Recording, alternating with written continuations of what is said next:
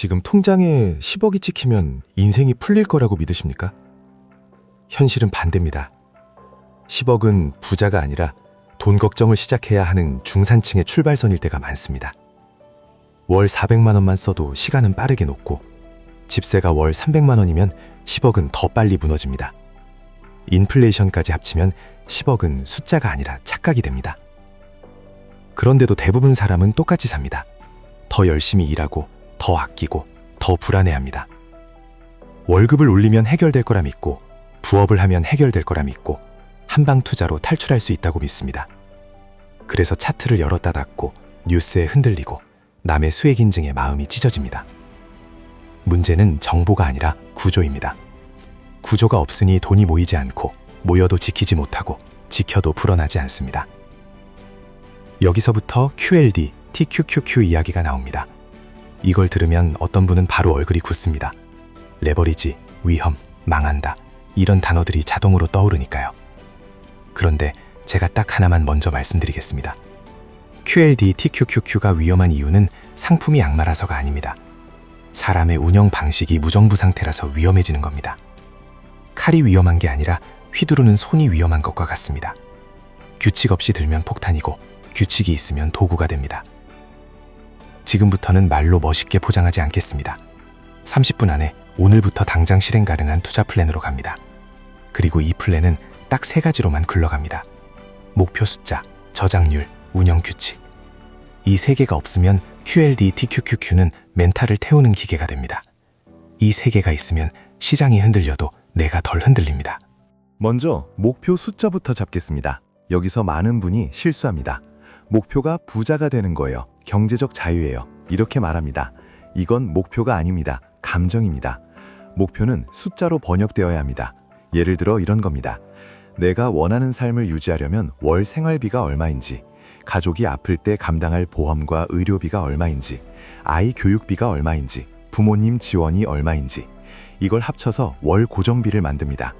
그리고 그 월 고정비를 투자에서 나오는 현금 흐름으로 커버하는 게 진짜 목표입니다. 여기서 계산을 아주 단순하게 하겠습니다.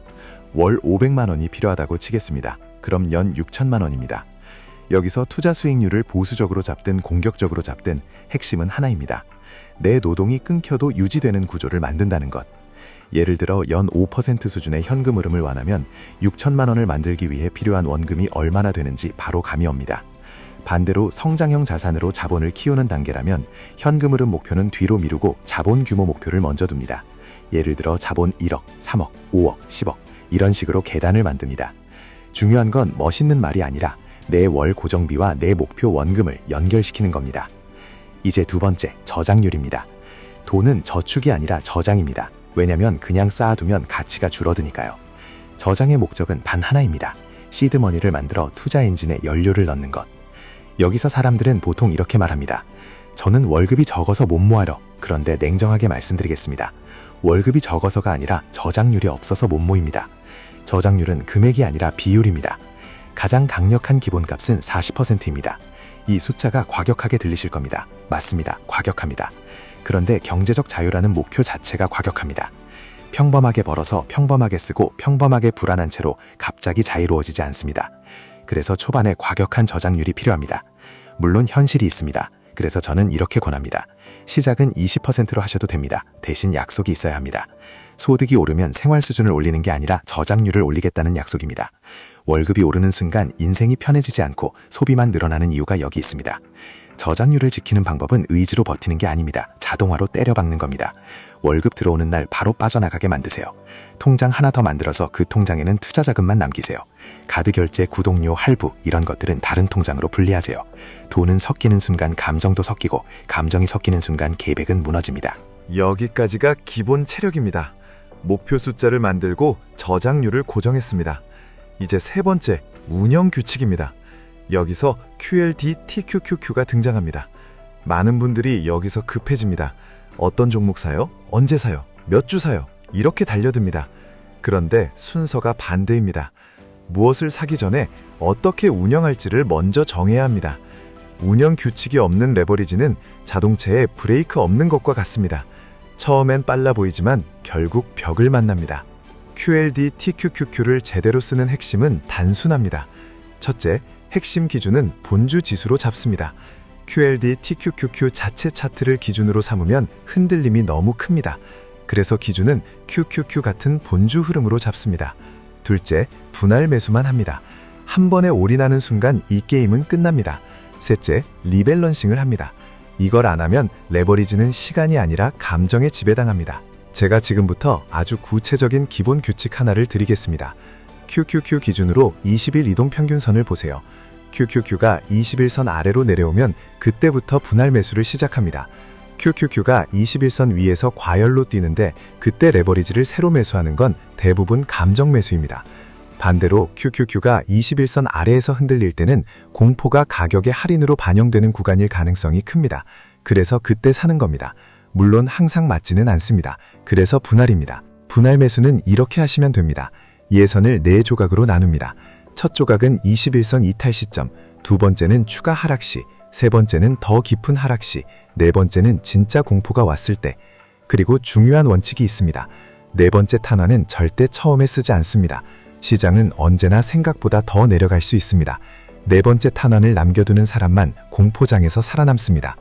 그럼 매도는 어떻게 하느냐? 여기서 사람들이 또 망합니다. 수익이 나면 흥분해서 전부 팔고 손실이 나면 공포로 전부 팝니다. 이건 투자라기보다 감정 발작입니다. 매도도 규칙으로 합니다.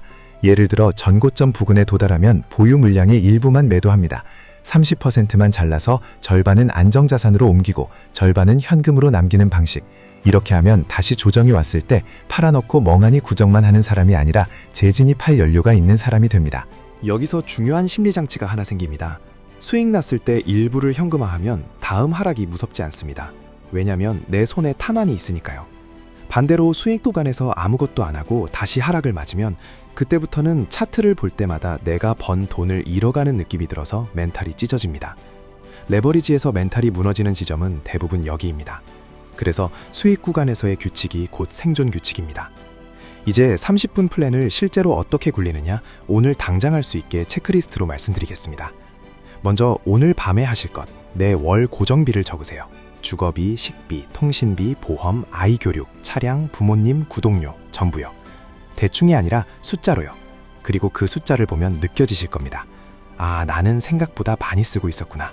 혹은 아, 나는 이 정도면 버틸 수 있겠구나. 이 현실 인식이 출발입니다.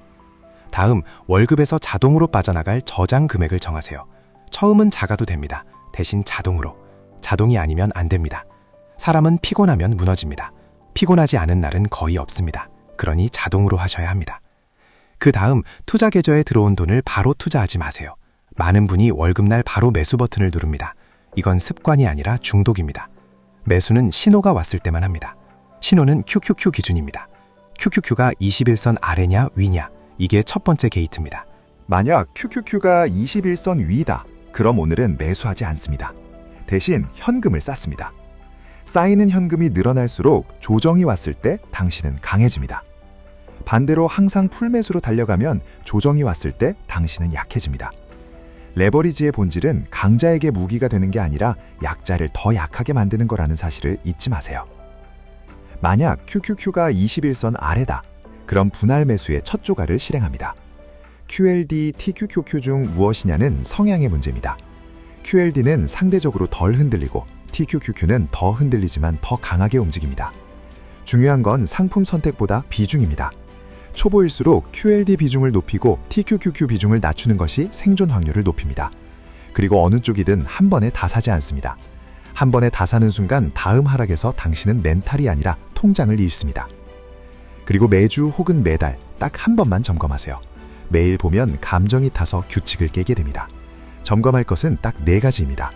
내 저장률이 지켜졌는지, 내 현금 비중이 남아있는지, 내 기준인 QQQ가 어디에 있는지, 내 레거리지 비중이 과해졌는지, 이 4가지만 보면 됩니다. 나머지는 소음입니다. 이제 많은 분들이 속으로 묻는 것들이 있습니다. 여기서 그 질문들을 미리 꺼내서 정리해드리겠습니다.